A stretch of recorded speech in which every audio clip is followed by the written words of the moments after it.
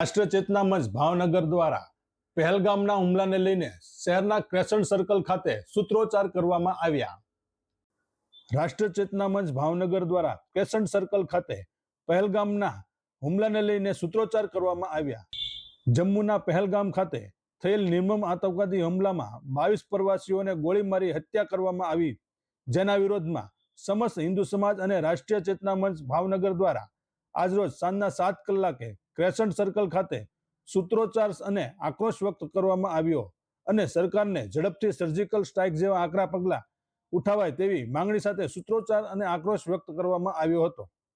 ભાવનગરનો હિન્દુ સમાજ કાલે જે પહેલગામમાં જઘન્ય ઘટના બની છે એનો સખ્ત શબ્દોમાં વિરોધ કરવા ભાવનગરના સમગ્ર હિન્દુ સમાજ અને સમગ્ર સંસ્થાઓ આજે અહીંયા ભેગી થઈ છે, જે ભારત સરકારને પોતાની લાગણી પહોંચાડવા માંગે છે કે આ પ્રકારનો આતંકવાદ ધર્મના નામે, મજહબના નામે અત્યાર સુધી ચાલતું હતું કે કોઈ આતંકવાદનો ધર્મ નથી હોતો, પણ એ સાબિત થયું કે આતંકવાદનો મજહબ હોય છે, ધર્મ હોય છે।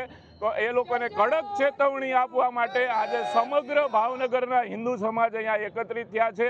ભારત સરકાર સાથે અમે બધા અમારો સહકાર છે અને ભારત સરકારને અમે વિનંતી કરીએ છીએ કે આના ઉપર કડકમાં કડક પગલાં લેવાય, સર્જિકલ સ્ટ્રાઇક જેવા પગલાં લેવાય અને આનો ખૂબ જ મોટો જવાબ આપવામાં આવે એવી અમારી અપેક્ષા છે સમગ્ર ભાવનગરના હિન્દુ સમાજની।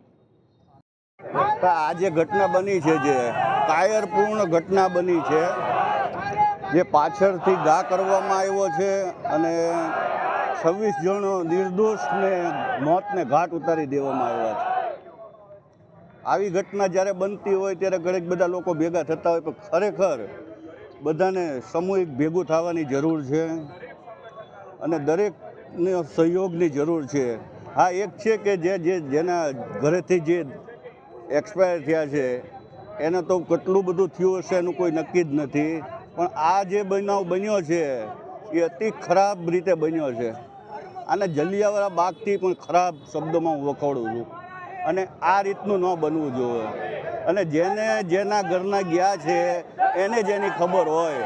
અને ભારત સરકારને એક વિનંતી છે કે જબરજસ્ત કોમ્બિંગ કરાવો, આખા દેશમાં કોમ્બિંગ થવું જોઈએ, તો તમને ખ્યાલ આવશે ક્યાં શું છે ક્યાં શું નથી।